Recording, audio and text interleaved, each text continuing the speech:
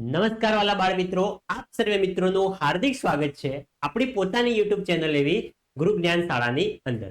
વાલા વિદ્યાર્થી મિત્રો, આજના વિડીયોની અંદર આજે આપણે ધોરણ 6 વિષય હિન્દી વિષયની અંદર સેમેસ્ટર 2 ની અંદર જે આપણું ચોથું ચેપ્ટર છે પુસ્તક હમારી મિત્ર, એ ચેપ્ટરનું અભ્યાસ પ્લસ સ્વાધ્યાય બંનેનું સોલ્યુશન આજે આપણે આ વિડીયોની અંદર જોવાના છીએ. તો મિત્રો, વિડીયોને તમારે છેલ્લે સુધી સ્કીપ કર્યા વગર પૂરેપૂરો જોવાનો છે. જો તમે ચેનલ ઉપર નવા હોય તો ચેનલને પણ અચૂકથી સબસ્ક્રાઇબ કરી લેવાની છે. ચલો મિત્રો, વધુ ટાઈમ વેસ્ટ ન કરતા આપણે વિડીયોની શરૂઆત. સૌપ્રથમ છે અભ્યાસ. अभ्यास अंदर से कि अगर आप किसी को चिट्ठी लिख रहे हो, नीचे दी गई जगह में लिखिए तो पता किस क्रम में लिखोगे. तो गली मोहल्ले का नाम, घर का नंबर, राज्य का नाम, खंड का, कस्बे, शहर का नाम, पिन कोड લખવાનું છે. અને તમારે હિન્દીની અંદર જ્યારે પત્ર લખતા હોય ત્યારે આ તમારું પેજ હોય અને પેજની આ સાઈડ તમારે લખવાનું છે, આ સાઈડના ખૂણાની અંદર લખવાનું છે. જોઈ શકો છો, તમારે ઘર નંબર હોય તો ઘર નંબર લખી શકો છો, તમારી ગલી મોહલ્લાનું નામ હોય તમે નામ લખી શકો છો, પછી તમારા શહેરનું નામ લખવાનું છે, ખંડ એટલે કે તમારા જિલ્લાનું નામ લખવાનું છે, રાજ્યનું નામ અને પિનકોડ લખવાનો છે. પિનકોડ મિત્રો 100% આપણે ફરજિયાતપણે લખવાનો છે. આપને इस क्रम में ही क्यों लिखा ચર્ચા કીજીએ. તો મિત્રો, તમારે તમારા શિક્ષકને આ કહેવાનું છે કે સર પિનકોડનું પૂરું નામ શું છે, પિનકોડ શું છે, એના વિશે તમને માહિતી આપેલી છે. પોસ્ટલ ઇન્ડેક્સ નંબર એ મિત્રો પિનકોડનો પૂરું નામ છે. આગળ જઈએ. બીજો છે प्रारूप के आधार पर मित्र को जन्मदिन की बधाई देता हुआ पत्र. તો તમારે જે પ્રારૂપ આપેલું છે કે નામ લખવાનું છે, એડ્રેસ લખવાનું છે, એવી રીતે જોઈ શકો સંપૂર્ણ પત્ર તમને લખીને આપેલો છે. તો વિદ્યાર્થી મિત્રો, આ જે પત્ર છે એકવાર તમારે ધ્યાનથી અને રીત સમજી લેવાની છે. બાકી પરીક્ષાની અંદર મિત્રો કોઈ પણ વિષય ઉપર પત્ર પૂછાય તો આપણે આસાનીથી લખી શકીએ. જોઈ શકો છો. प्रश्न नंबर 3 છે अपने मित्र को चिट्ठी भेजना चाहते हो तो ठीक से अपनी जगह पर पहुंचे ऐसा पता लिखिए. तो તમારે નામની અંદર નામ લખવાનું છે, એડ્રેસની અંદર એડ્રેસ લખી દેવાનું છે, સ્થળની અંદર સ્થળ લખીને પિનકોડની અંદર એ સ્થળનો પિનકોડ તમારે શોધીને લખી દેવાનો છે.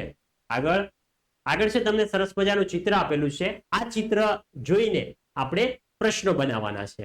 તો જોઈએ આ ચિત્ર જોઈને કયા કયા પ્રશ્નો બને.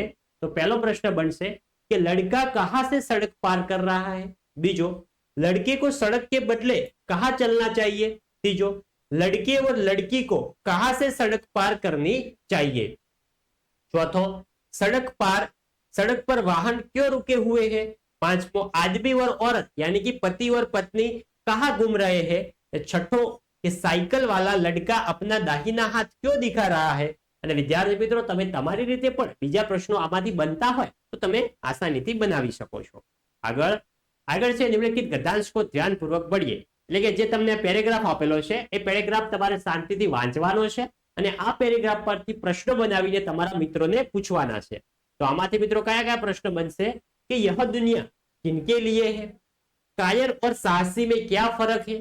तीजो, किसके बिना योग्यता व्यर्थ है. चौथो, किसके बिना बड़ा दिल डोल व्यर्थ है. पांचमो, दुनिया का इतिहास किनकी कहानियों से भरा पड़ा है. આટલા પ્રશ્નો બનશે. આગળ છે તો મિત્રો અહીંયા સુધી જે હતું એ આપણા અભ્યાસનું સોલ્યુશન હતું. હવે આપણે જોઈએ એ છે આપણા સ્વાધ્યાયનું સોલ્યુશન.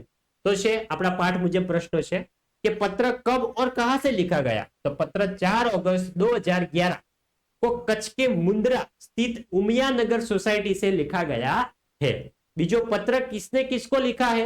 तो पत्र को पूजन ने अपने मित्र मनोज को लिखा है. आगर तीजो है कि पत्र किस विषय के बारे में लिखा गया है. तो पत्र पुस्तकों के महत्व के बारे में लिखा गया. अपने दोस्त को पुस्तकों का महत्व समझाने के लिए उसने पत्र लिखा है. बीजो, अपने घर कोई पुराना या नया पत्र ढूंढिए और उसे देखकर निम्नलिखित प्रश्नों के उत्तर दीजिए. तो मित्रों, અત્યારે जो આપણા ઘરની અંદર પત્ર મળવો ખૂબ જ દુર્લભ વાત છે. કોઈના દાદા દાદી હશે, એમના પાસે હશે તો હશે, બાકી હમણાં તો મળવો ખૂબ જ મુશ્કેલ છે.